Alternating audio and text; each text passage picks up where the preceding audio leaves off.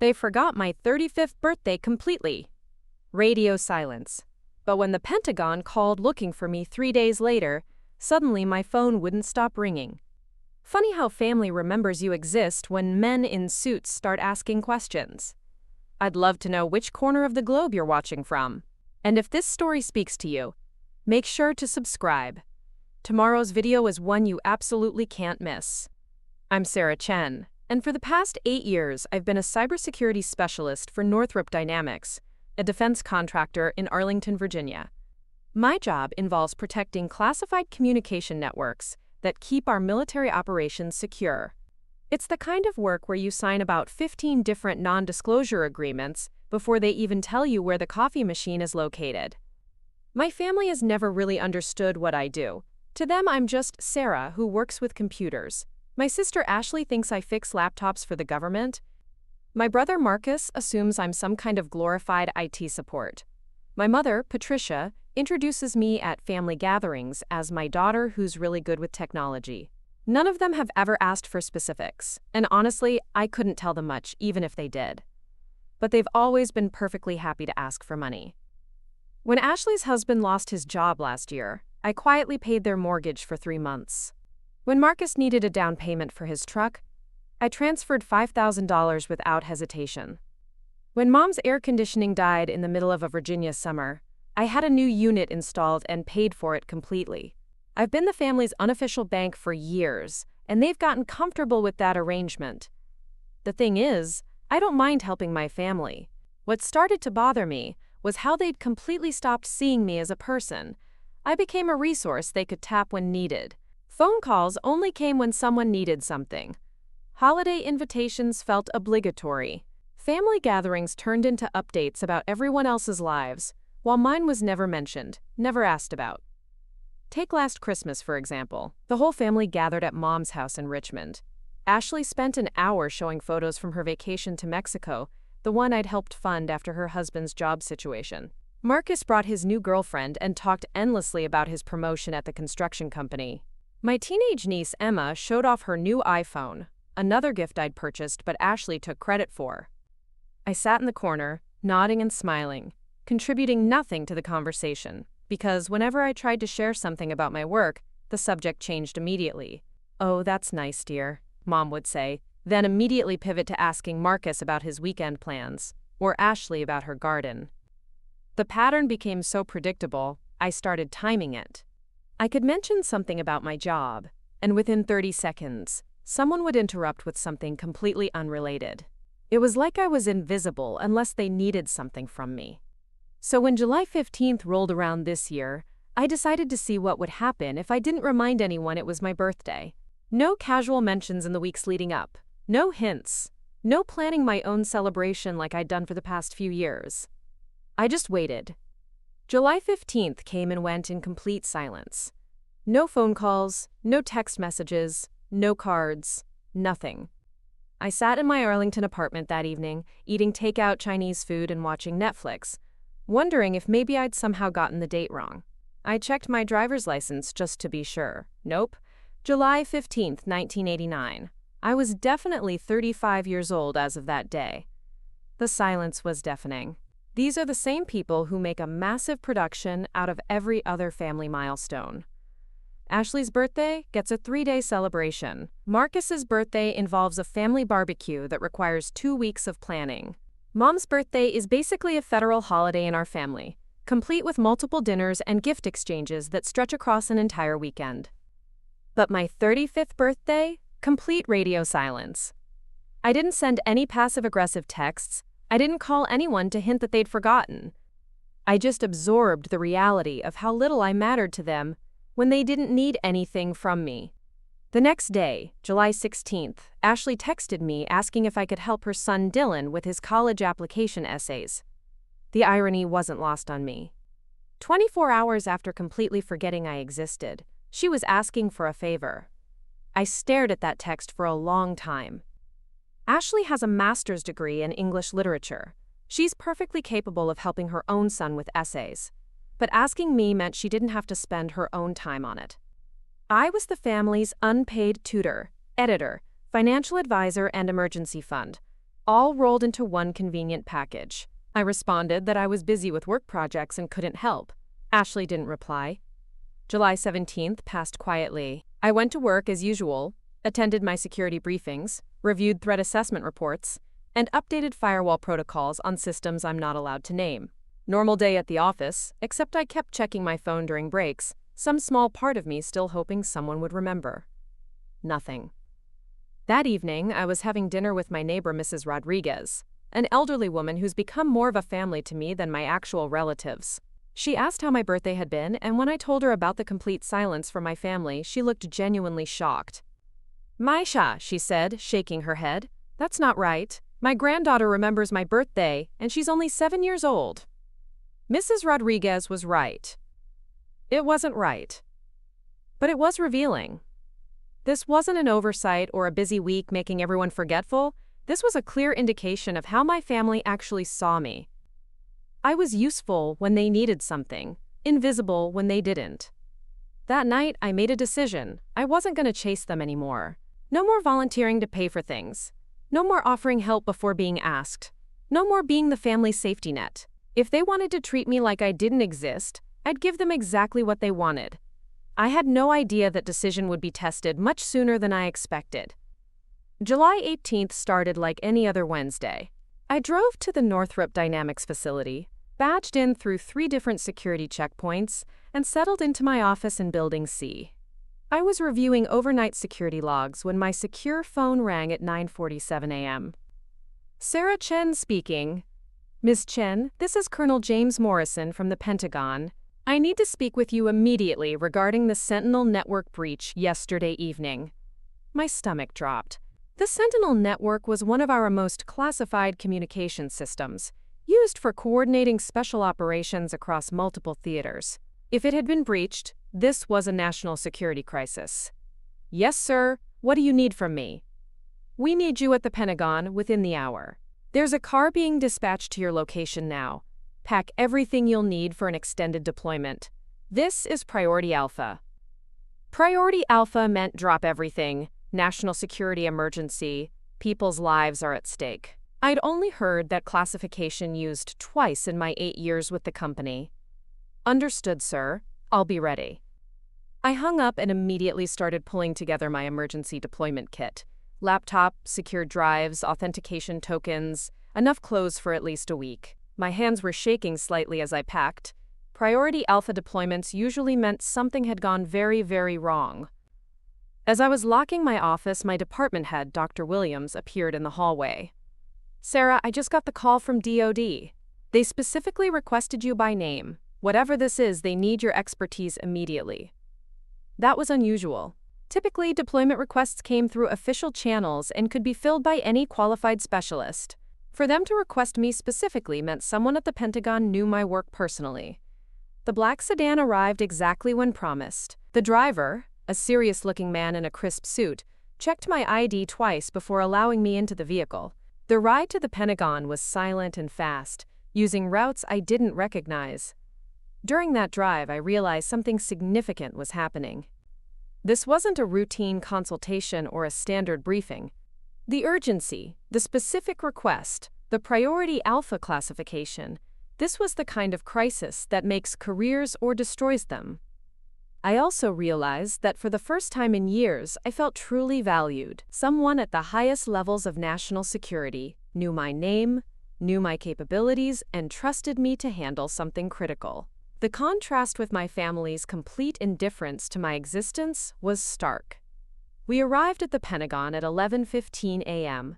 I was escorted through security checkpoints I'd never seen before, down corridors I didn't know existed, into a briefing room where senior military officials were waiting for me. That's when I learned that someone had attempted to breach the Sentinel network using techniques that suggested inside knowledge of our security protocols. They needed me to trace the attack, identify the vulnerabilities, and design countermeasures immediately. I had no way of knowing that while I was sitting in that classified briefing room, my phone was starting to ring. The briefing room at the Pentagon was unlike anything I'd experienced before. Maps covered every wall, multiple screens displayed real-time data feeds, and the tension was thick enough to cut with a knife. Colonel Morrison sat across from me alongside General Rebecca Hayes, Director of Cyber Operations, and two other officials whose names I wasn't cleared to know. Ms. Chen, General Hayes began, sliding a classified folder across the table. At 2,300 hours yesterday, someone attempted to penetrate our Sentinel network using advanced persistent threat techniques. The attack was sophisticated, targeted, and demonstrated knowledge of our internal security architecture that should be impossible for an outside actor to possess. I opened the folder and began reviewing the attack vectors. What I saw made my blood run cold. This wasn't a typical foreign state actor or cybercriminal group. The techniques used were specifically designed to exploit vulnerabilities in systems I had personally helped design. Someone had detailed knowledge of our defensive protocols. Hey! A lot of love and effort went into bringing this story to life. If you're enjoying it, we'd be so grateful if you'd subscribe to our channel. Now, back to where we left off. Sir, this attack pattern suggests the perpetrator has access to classified documentation about our network topology. These aren't vulnerabilities that could be discovered through external reconnaissance. Colonel Morrison leaned forward. That's exactly what we're afraid of. We need you to conduct a full forensic analysis, identify how they obtained this information, and determine if we have a mole inside our security apparatus. The weight of what they were asking hit me immediately. This wasn't just about fixing a security breach. They suspected someone with high-level clearance had either been compromised or had gone rogue. If I found evidence of insider involvement, people's careers would end, and criminal charges would follow. I'll need complete access to all network logs, personnel files for anyone with Sentinel clearance and authorization to interview key staff members, I said, already mentally cataloging what resources I'd require. You have whatever you need, General Hayes replied. This operation is classified at the highest levels. You'll be working directly with a joint task force that includes NSA, FBI counterintelligence, and our own internal security division. They escorted me to a secure facility in the basement of the Pentagon that I didn't know existed. The workspace they provided was like something from a spy movie. Multiple computer terminals, secure communications equipment, and surveillance monitors showing various classified locations. I was told I'd be working around the clock until we identified the source of the breach. As I began setting up my analysis tools, my personal phone buzzed. I glanced at it and saw a missed call from Ashley, then another from Marcus, then Mom. For 3 days, my phone had been completely silent. Now, suddenly, everyone wanted to talk. I ignored the calls and focused on the forensic analysis. The attack data revealed a disturbing pattern. The intruder had used legitimate access credentials to move through our network, suggesting they either had valid login information or had compromised someone who did. Even more concerning, they had attempted to access files related to Special Operations Command communications protocols. Around 3 p.m., my phone rang again. This time it was Ashley calling for the 4th time. Something told me this wasn't about college essays anymore. I stepped into a secure booth designed for personal calls and answered. Sarah, oh my God, where are you? Ashley's voice was panicked, higher pitched than normal. I'm at work, what's wrong? There were men here, at Mom's house. They said they were from the government and they were looking for you. My stomach clenched. Standard protocol for priority alpha deployments included security interviews with family members, but I had hoped they'd be discreet about it. What kind of men? They had badges, FBI or something. They asked Mom all these questions about you, about your work, about who you talked to. Mom was terrified. She thought you were in trouble.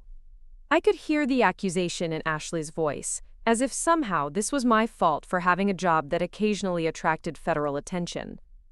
Ashley, calm down. I'm not in trouble. Sometimes my work requires security clearance verification. It's routine. Routine? Sarah, they asked if you had access to classified information. They wanted to know about your financial situation, your relationships, your habits. Mom didn't know what to tell them, because we don't really know anything about your life. There it was, the admission I'd been waiting years to hear. They didn't know anything about my life because they'd never bothered to ask. What did you tell them? We told them you were responsible and trustworthy, and that you helped the family financially, but Sarah, they seemed to think you had some kind of important job. Mom said you work with computers, but they kept asking about defense contracts and national security. I almost laughed. For 8 years, my family had dismissed my career as basic IT work.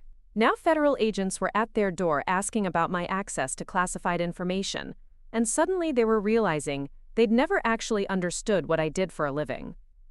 Sarah, are you some kind of spy or something? No, Ashley, I'm not a spy. I'm a cybersecurity specialist for a defense contractor. I protect computer systems that support national security operations. Silence on the other end of the line.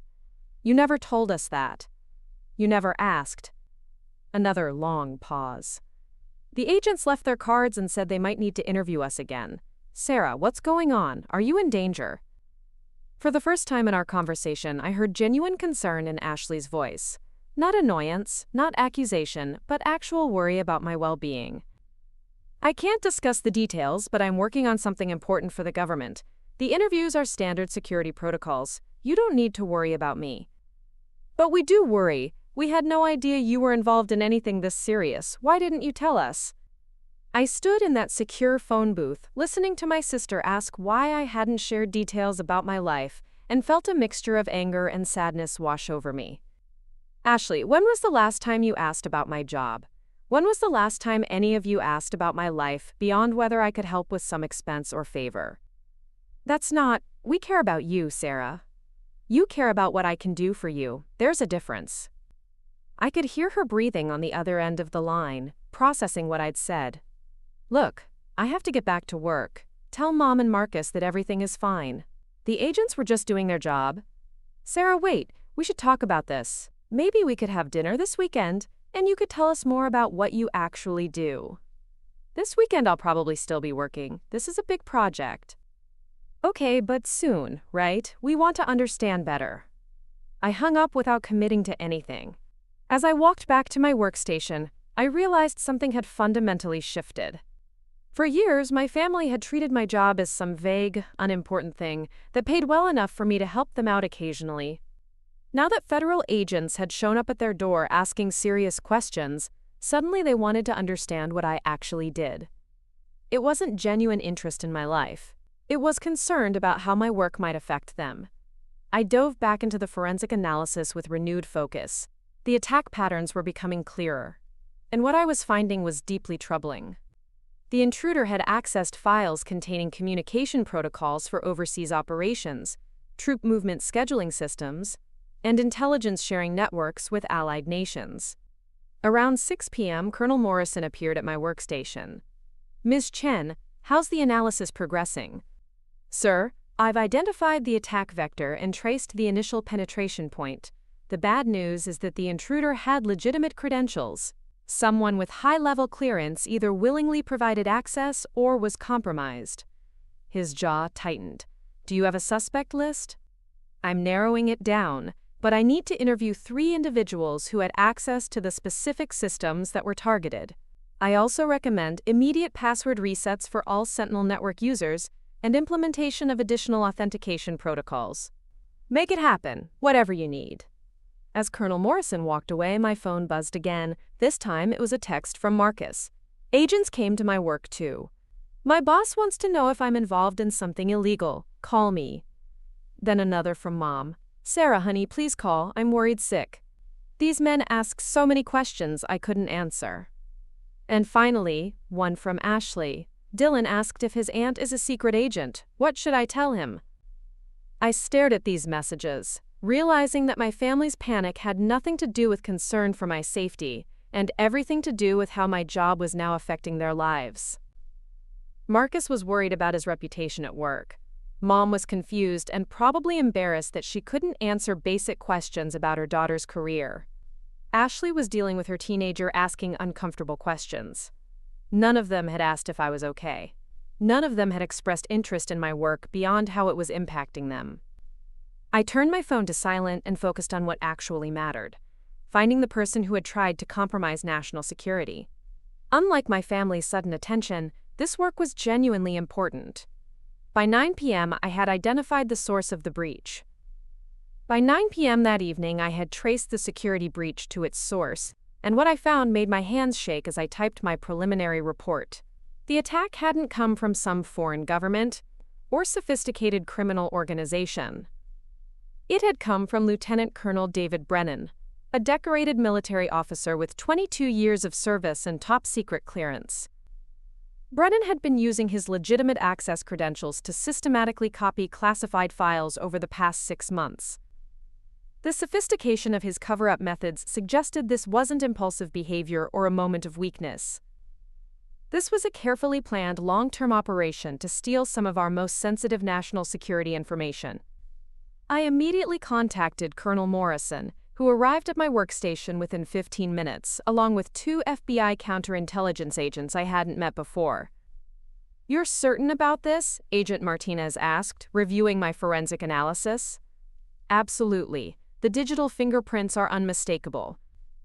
Lieutenant Colonel Brennan accessed these files, using his personal authentication tokens at times when he wasn't officially scheduled to be in the building. He also used advanced obfuscation techniques to hide his data transfers, but he made one critical mistake. I pulled up the evidence on my screen. He accessed a file that had been modified with a digital watermark I'd installed 3 weeks ago as part of a routine security audit.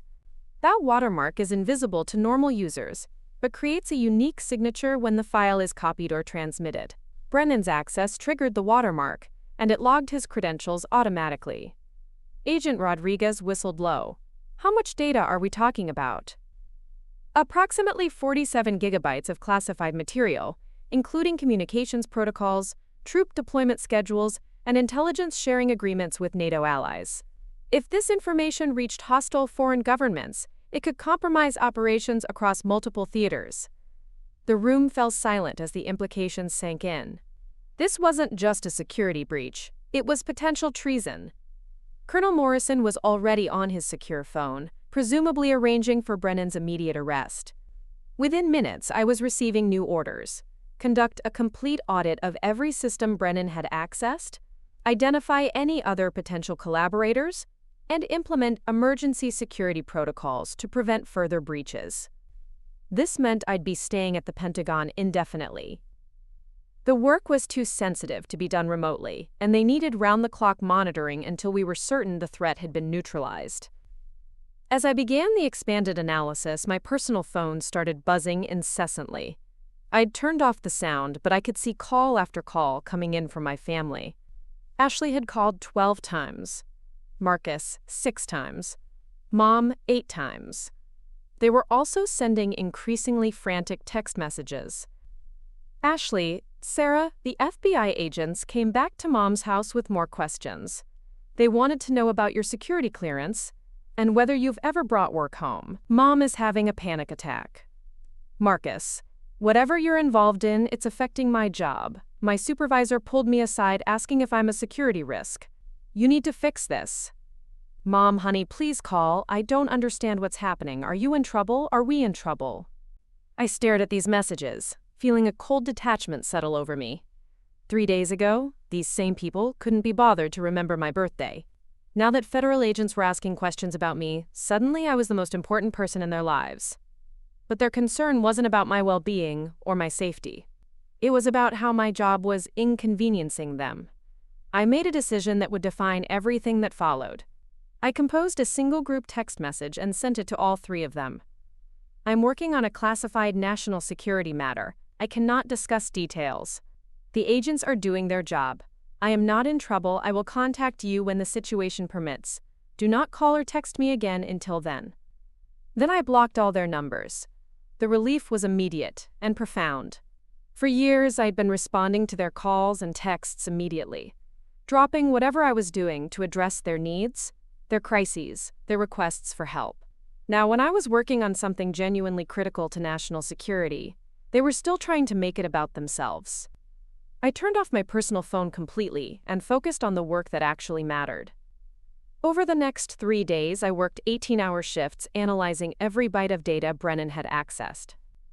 What emerged was a picture of systematic espionage that went far beyond what we'd initially suspected.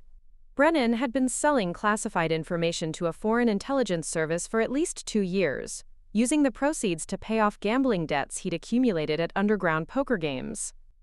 The investigation expanded to include financial forensics, surveillance records, and interviews with dozens of military personnel who had worked with Brennan. I found myself coordinating with agencies I'd only heard about in briefings: Defense Intelligence Agency, National Security Agency, even elements of the CIA's Counterintelligence Division.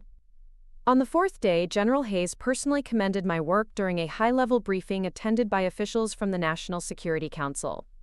She announced that my analysis had not only identified the breach, but had revealed a broader network of security vulnerabilities that needed immediate attention. Ms. Chen's work has potentially saved lives and protected operations across multiple theaters, she told the assembled officials. Her expertise and dedication represent the best of our cybersecurity capabilities. As I sat in that briefing room, listening to senior military leaders praise my contributions to national security, I realized something profound had shifted in how I saw myself. For the first time in years, I felt genuinely valued for my skills and expertise rather than just my willingness to solve other people's problems. That evening, I finally turned my personal phone back on. 63 missed calls, over 100 text messages, multiple voicemails. But the tone of the messages had changed dramatically. Ashley's latest text: "Sarah, I saw the news report about a major security breach at the Pentagon. Are you involved in that? People are saying it's a really big deal." Marcus, bro at work, said there was some kind of spy caught at the Pentagon. Is that what you're working on? That's actually pretty cool. Mom, honey, Mrs. Peterson next door said she saw something on the news about the Pentagon catching a traitor. She asked if that had anything to do with why the FBI came here. I didn't know what to say. The shift was subtle, but unmistakable. Instead of complaining about how my work was affecting them, they were suddenly curious about what I actually did. Instead of treating my job as an inconvenience, they were beginning to realize it might be important. But I noticed something else in their messages. They still hadn't apologized for forgetting my birthday. They still hadn't acknowledged that they'd completely ignored my existence until federal agents showed up at their doors.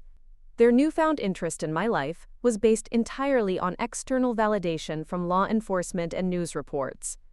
I didn't respond to any of the messages. Instead, I called Mrs. Rodriguez, my elderly neighbor who had become more family to me than my actual relatives. "Mija, I've been worried about you. I saw all the government cars at your apartment building. Are you okay?" "I'm fine, Mrs. Rodriguez. I'm working on something important, but I can't discuss the details." Of course. You don't need to tell me anything. I just wanted you to know that I'm proud of you. Whatever you're doing, I know it's important work." Mrs. Rodriguez didn't need news reports or FBI visits to understand that my work mattered. She'd always treated me with respect and genuine affection, asking about my job not because she wanted something from me, but because she cared about my life. The contrast with my biological family was stark and painful. On day 5 of the operation, we arrested Lieutenant Colonel Brennan at his home in McLean. The evidence against him was overwhelming: financial records showing payments from foreign accounts, encrypted communications with his handlers, and digital forensics proving he'd transmitted classified files to unauthorized recipients. During his interrogation, Brennan revealed the full scope of his activities. He'd been recruited 2 years earlier after accumulating massive gambling debts. His foreign handlers had specifically targeted him because of his access to communication protocols and operational planning documents. The information he'd stolen had already been used to compromise 2 overseas operations, though fortunately no American lives had been lost. The damage could have been catastrophic if we hadn't discovered the breach when we did. As news of the arrest began to leak to the media, my family's behavior became even more revealing. Instead of expressing concern for my safety or well-being, their messages focused entirely on the attention they were receiving from neighbors and coworkers who had connected the FBI visits to the major news story. "Ashley, everyone at work is asking if you're the one who caught the Pentagon spy. I didn't know what to say because I don't really know what you do." "Marcus, dude, this is crazy. My boss saw the news and asked if you're my sister. I told him yes, but I couldn't answer any of his questions about your job."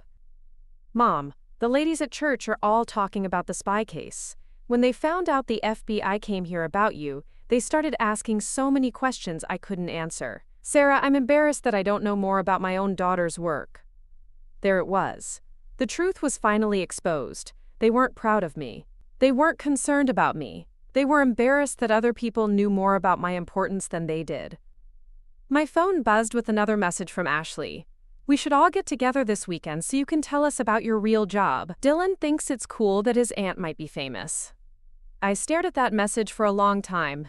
After 35 years of being taken for granted, after 3 days of complete silence on my birthday, after years of being treated like a walking ATM, they wanted to get together so I could make them look good to their friends and neighbors. I typed and deleted several responses. Finally, I settled on something simple.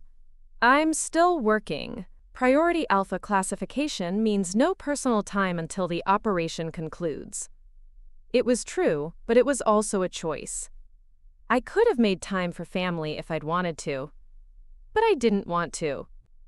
For the first time in my adult life, I was prioritizing my own needs and my own work over their demands for attention and information. The operation was scheduled to continue for at least another week as we audited every system Brennan had accessed and implemented new security protocols. But I already knew that when it ended, I wouldn't be going back to the old family dynamic. They'd shown me exactly how much I mattered to them when they thought nobody important was watching. Now that important people were watching, they wanted to pretend they'd always valued me. The Pentagon had taught me something my family never could, what it felt like to be genuinely appreciated for my skills and contributions. I wasn't going back to being their invisible safety net. The Brennan arrest made national headlines by Friday morning. CNN, Fox News, MSNBC. Every major network was covering the story of the Pentagon spy who had sold classified information to foreign agents. While my name wasn't mentioned in the reports due to security protocols, the details were specific enough that anyone who'd been interviewed by federal agents could connect the dots. That's when my family's behavior shifted from curious to desperate.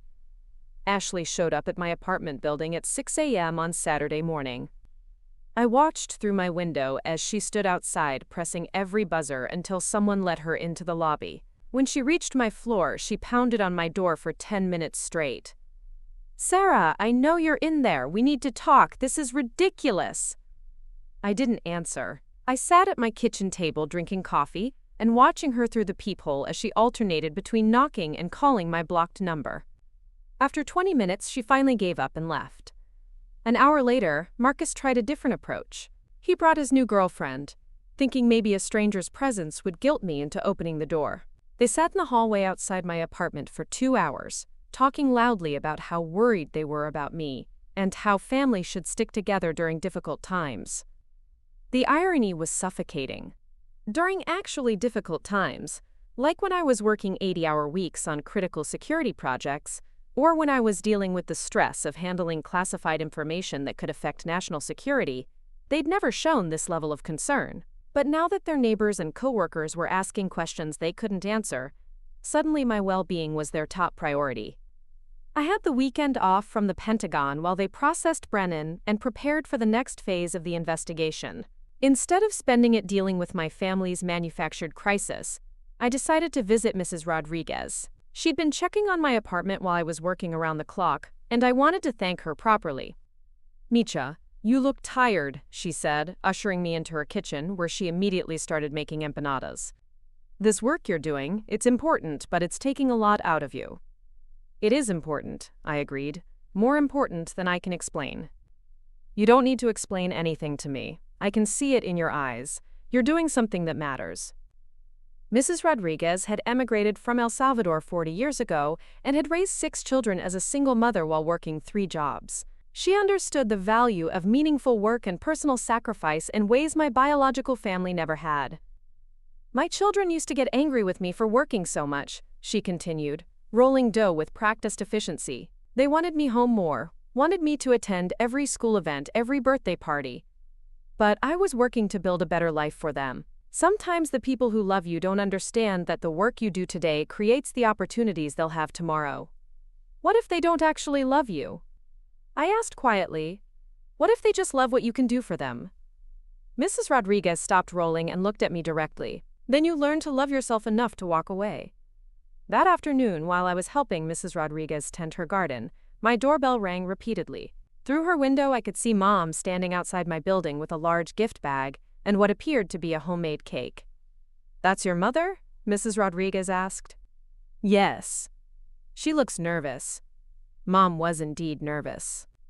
She kept checking her phone, adjusting her hair and looking around as if she expected news cameras to appear. After 30 minutes of waiting, she left the gift bag by my door and drove away.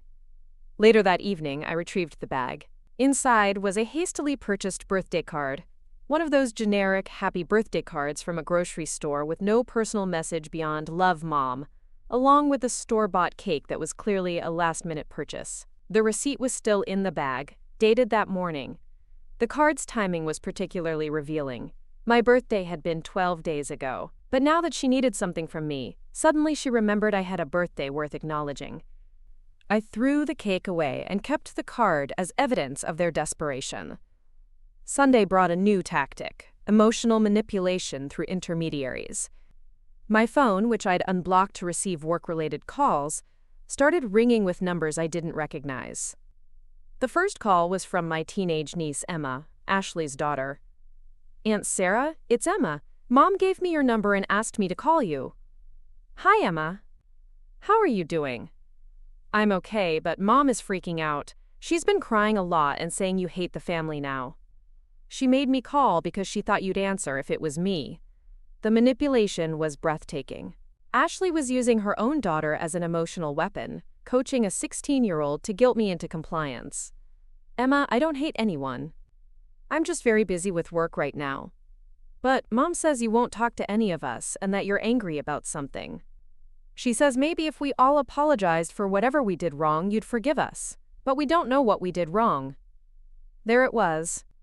Even in their attempt at an apology, they couldn't acknowledge what they'd actually done.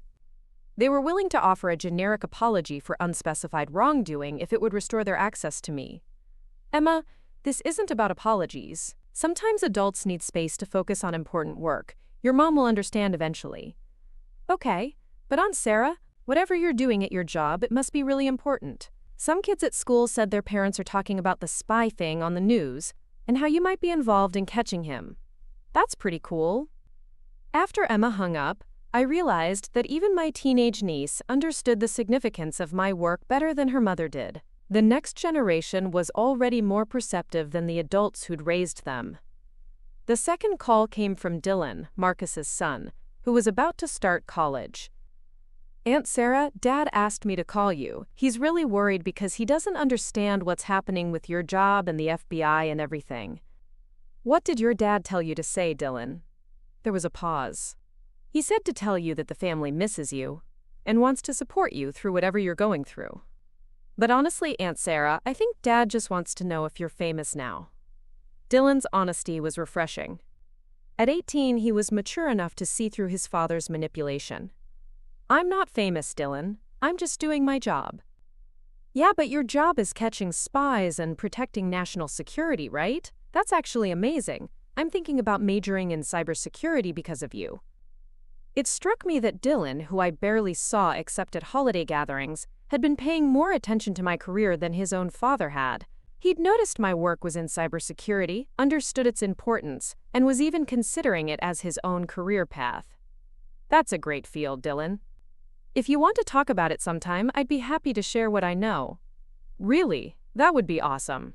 Dad never talks about your job except to say you make good money."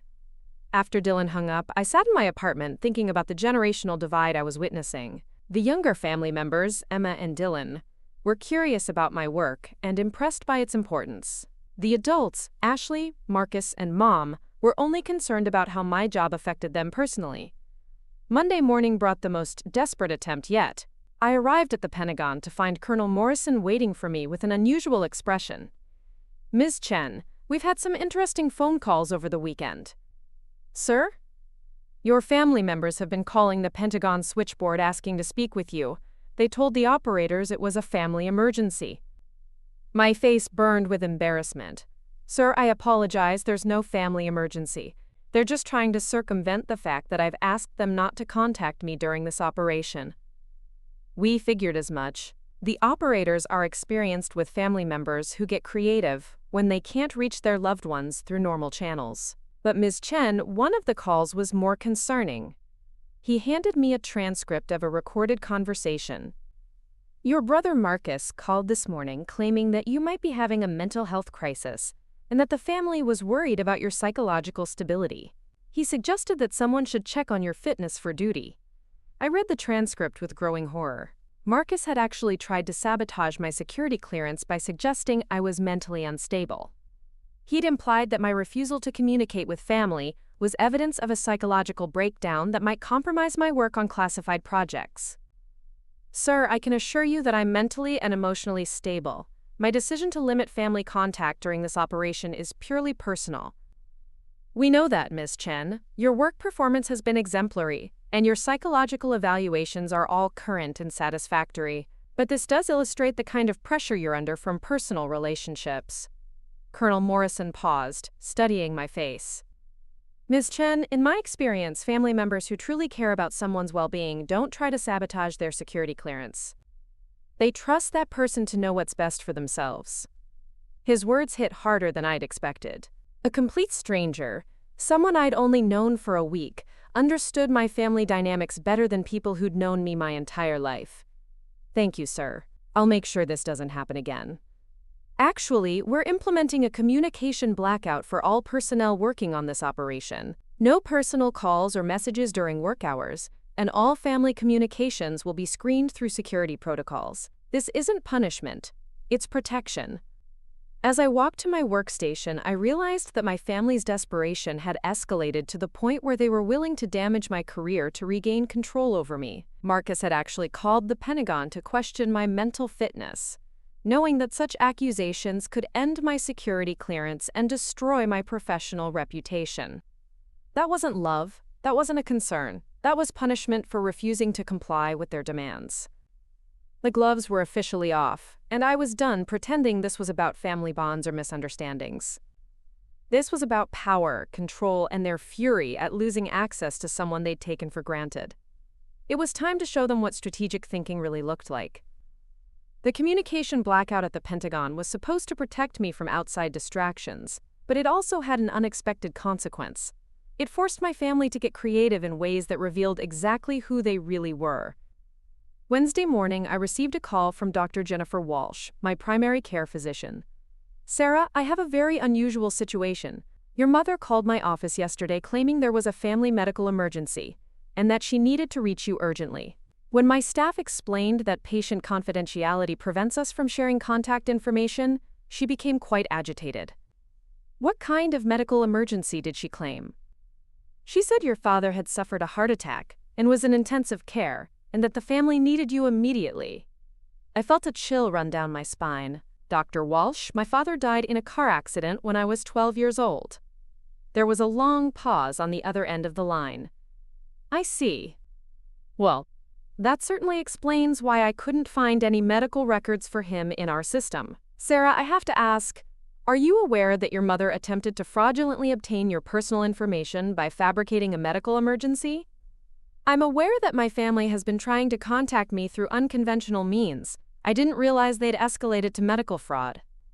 I've documented this incident in case you need it for legal purposes. Using false medical emergencies to obtain protected information is a serious matter. After hanging up with Dr. Walsh, I sat at my Pentagon workstation trying to process what I'd just learned. My mother had called my doctor's office and lied about my dead father having a heart attack, all to trick medical professionals into giving her my contact information.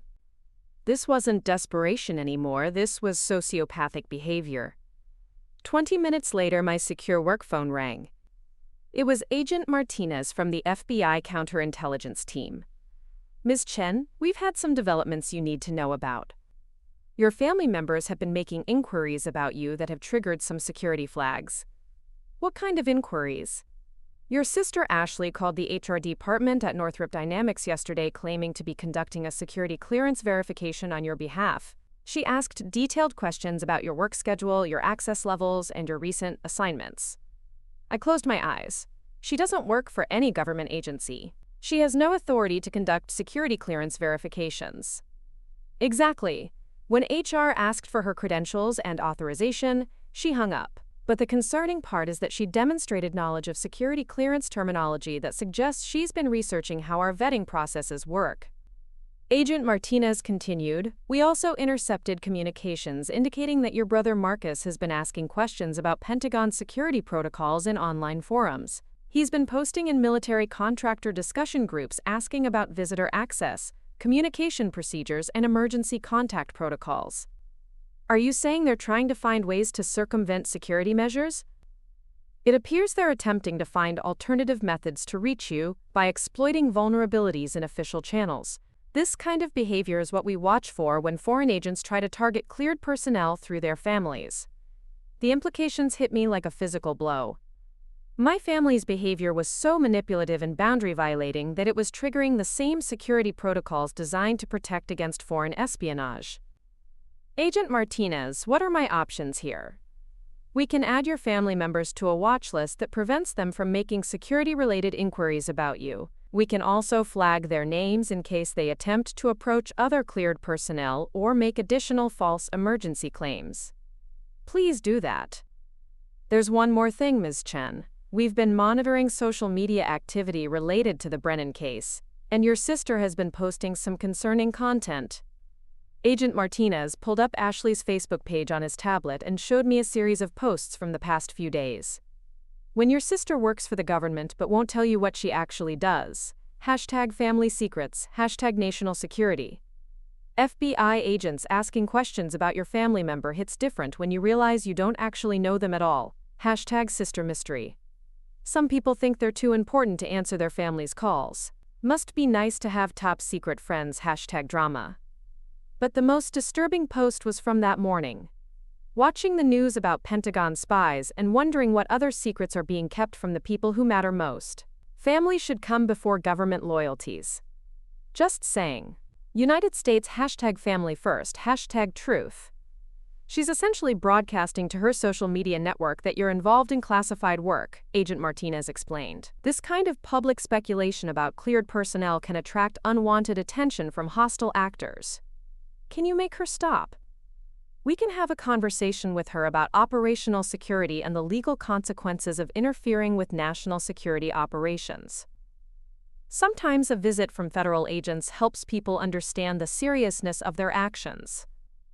An hour later, I was called into a briefing with General Reyes and several officials I didn't recognize.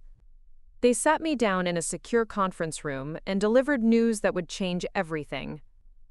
"Ms. Chen," General Reyes began, "your family's behavior has escalated to a level that presents operational security risks. We've documented attempts at medical fraud, security clearance impersonation, social media exposure of classified operations, and harassment of federal personnel." One of the unknown officials leaned forward.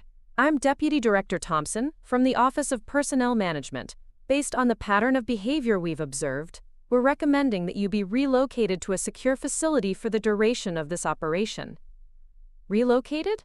We have safe houses designed for situations where cleared personnel face threats to their safety or security.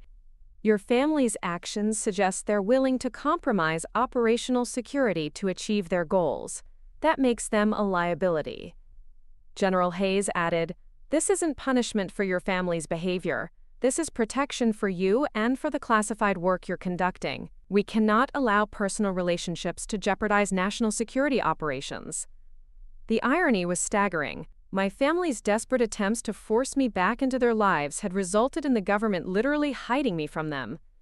How long would this relocation last? Until the current operation concludes, we're confident that the security risks have been mitigated. Possibly several months. I thought about my apartment, my comfortable routine, and my conversations with Mrs. Rodriguez. Then I thought about Ashley's social media posts, Marcus's attempts to sabotage my clearance, and Mom's medical fraud. I accept the relocation.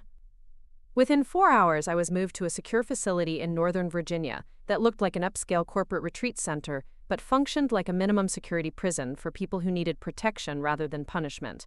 My neighbors were other cleared personnel who faced similar threats. a CIA analyst whose ex-husband had tried to sell information about her assignments, a State Department officer whose gambling-addicted brother had been targeted by foreign agents, and a Pentagon contractor whose identity had been compromised during a cyber attack.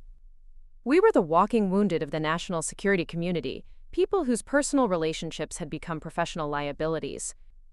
That evening, I received a call from Mrs. Rodriguez on my secure phone. "Mija, there are more government cars outside your building. Your family is here too, looking very upset." "Are you safe, Mrs. Rodriguez?" "Of course, dear. But your mother is crying in the parking lot, and your sister is yelling at the men in suits. She keeps saying they can't just make you disappear." I could picture the scene. Ashley screaming at federal agents, Mom playing the victim, Marcus probably filming everything for social media evidence. They still didn't understand that their own actions had created this situation. "Mrs. Rodriguez, if anyone asks you about me, just tell them you don't know where I am." "I don't know where you are, Mija, but wherever you are, I hope you're finally getting the peace you deserve." After hanging up, I sat in my assigned quarters at the secure facility and felt something I hadn't experienced in years. Complete silence. No demands for money. No guilt trips about family obligations. No manufactured emergencies requiring my immediate attention. For the first time since childhood, I was living in a space where my value wasn't determined by what I could do for other people. The next morning brought news that would expose my family's true motivations once and for all. Agent Martinez called with an update on their social media monitoring. "Ms. Chen, your sister posted something new last night that you need to see." He read Ashley's latest Facebook post. "Missing. My sister Sarah Chen has been taken by the government, and we don't know where she is. She was working on the Pentagon spy case, and now they've made her disappear.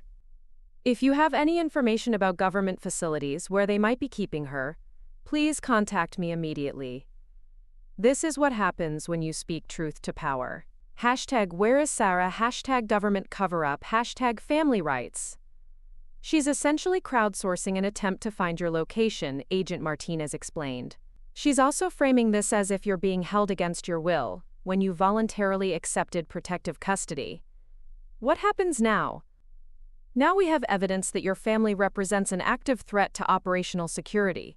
Your sister is attempting to compromise a secure facility by recruiting social media users to help locate you.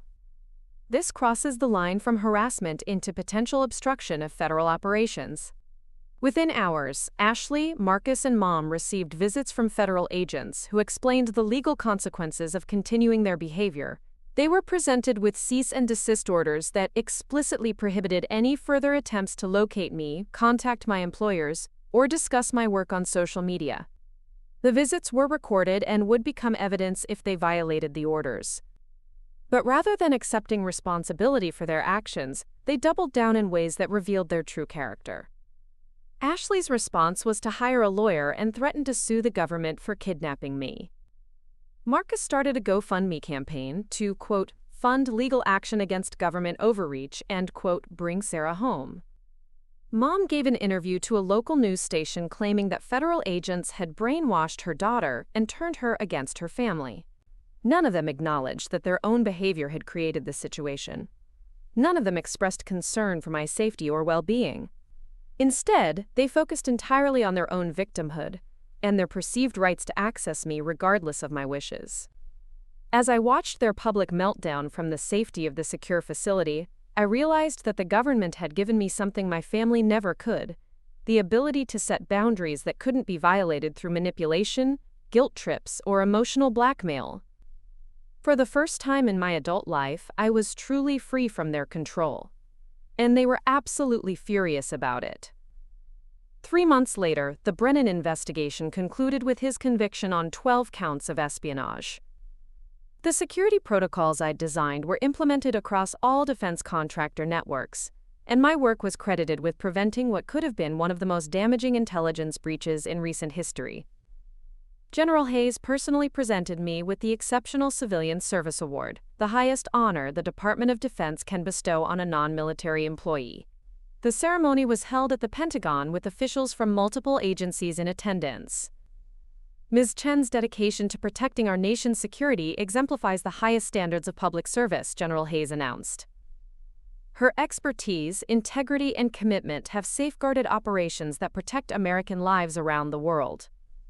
As I stood there receiving recognition from the highest levels of the national security community, I thought about how my family had never once acknowledged any of my professional achievements.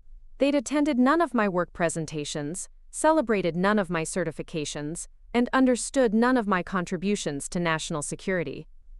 But now that strangers were praising my work, suddenly they wanted to be part of the story. The award ceremony was covered by defense industry publications and made brief mention in national news. That evening, my secure phone rang with a call from Agent Martinez. Ms. Chen, we've been monitoring your family's online activity as part of the ongoing security assessment. I thought you should know that your sister posted about your award within 30 minutes of the news story going live. He read Ashley's Facebook post. So proud of my sister Sarah Chen, who just received a major award from the Pentagon for her incredible work protecting our country. She's always been brilliant with technology, and now she's being recognized at the highest levels of government. Our family has always supported her dreams, and we couldn't be more excited about her success. United States #Proud Sister #Pentagon Award #National Security. The rewriting of history was breathtaking. Ashley was claiming they'd always supported my dreams when 3 months earlier she'd been posting conspiracy theories about government brainwashing. There's more, Agent Martinez continued. Your mother gave another interview to the local news station. This time she's claiming that the family's estrangement from you was a misunderstanding, and that she's always been proud of your important work. The interview clip was surreal. Mom sat in her living room wearing her best dress, speaking earnestly to the camera about how she'd always known I was destined for great things, and how the family had been patiently waiting for the security restrictions to be lifted so we could reunite. No mention of the forgotten birthday, no acknowledgement of the medical fraud, no reference to the social media harassment campaign. She'd completely rewritten the narrative to cast herself as the supportive mother of a national security hero. Marcus had updated his LinkedIn profile to include brother of Pentagon Award recipient Sarah Chen in his bio. He'd also started telling people at his construction job that his sister was a top-secret government operative who had personally caught a Russian spy. The transformation was complete.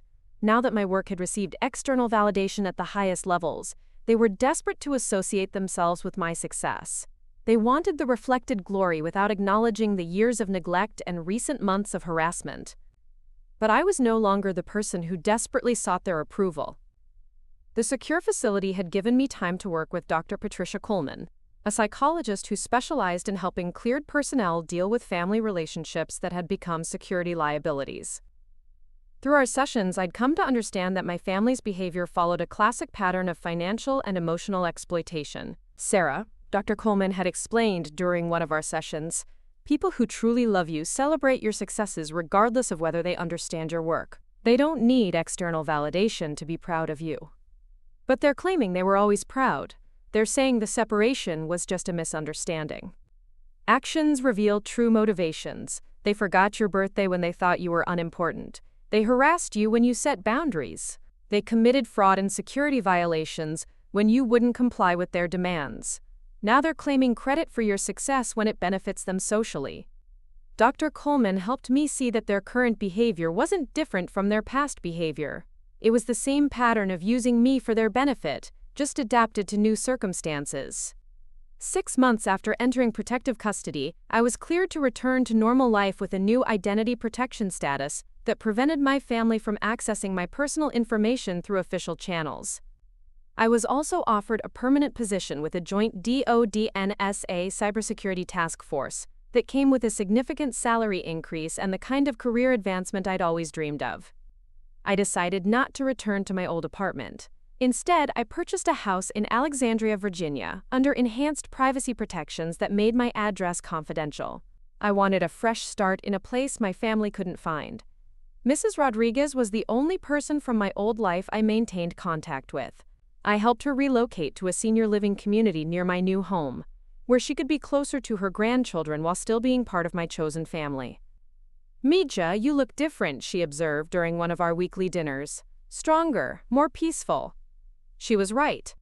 The constant stress of managing my family's demands and expectations had been replaced by a calm confidence in my own worth and boundaries. "I don't miss the chaos," I admitted. "Good. Chaos isn't love, no matter what people tell you." My new position involved traveling internationally to assess cybersecurity threats and implement protective measures for American diplomatic facilities. The work was challenging, meaningful, and brought me into contact with incredibly talented people who shared my commitment to protecting national security. For the first time in my adult life, I was surrounded by colleagues who understood the importance of my work without needing it explained or justified. They valued expertise, dedication, and results, qualities I'd always possessed but had never been appreciated for by my family. 1 year after the Brennan arrest, I received a letter that had been forwarded through multiple security channels.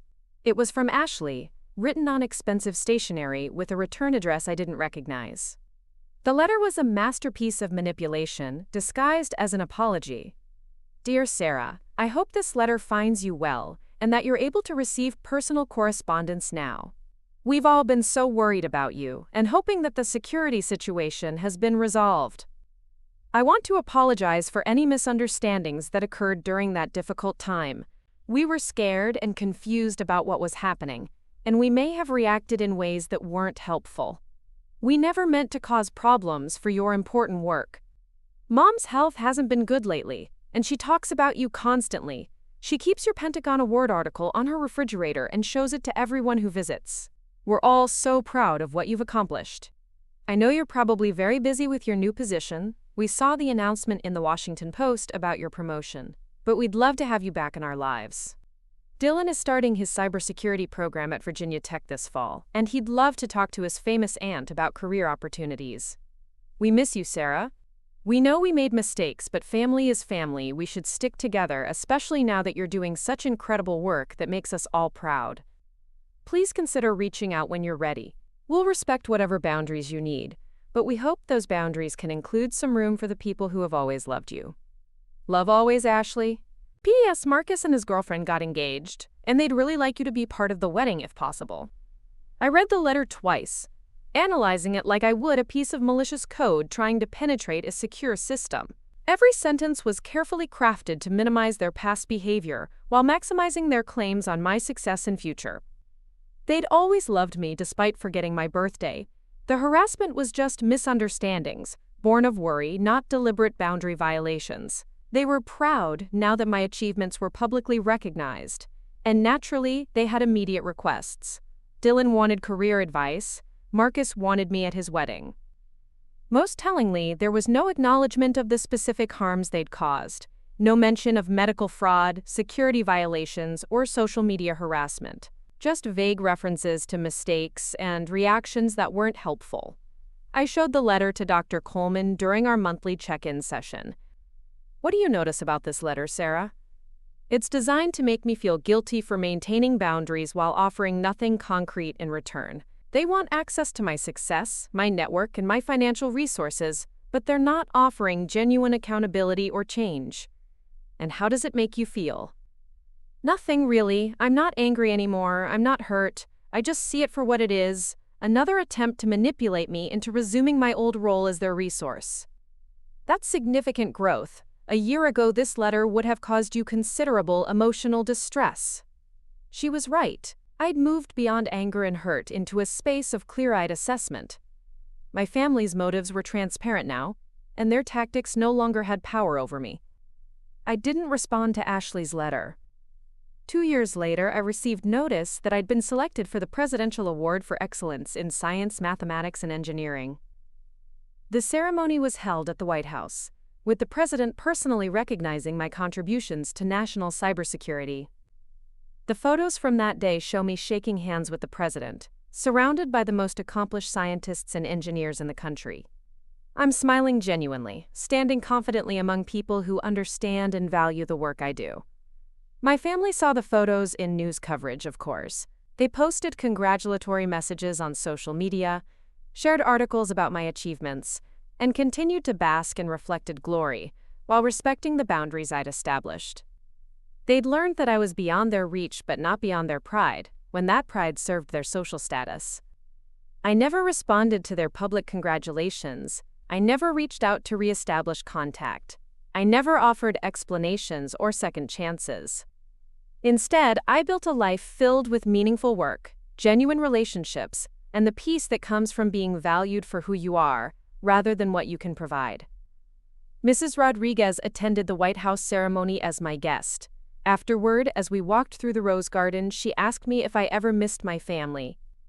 "I miss the family I thought I had," I said, "but I don't miss the reality of what they actually were." And now? Now I have something better. I have people who see my value without needing the Pentagon to tell them I'm important. I have work that matters. I have boundaries that can't be violated. I have myself. That evening, I returned to my quiet house in Alexandria, fed my rescue cat, named Cypher, and sat in my garden reading a book about quantum cryptography. My phone didn't ring with manufactured emergencies. No one demanded my time, my money, or my emotional labor. For the first time in my life, my birthday was truly mine to celebrate or not celebrate as I chose. They forgot my birthday when they thought I didn't matter. They remembered me when the Pentagon called. But I learned something they never could teach me. My worth isn't determined by their recognition, their approval, or their acknowledgement. Some bridges burn not because you light them on fire, but because the foundation was never solid to begin with.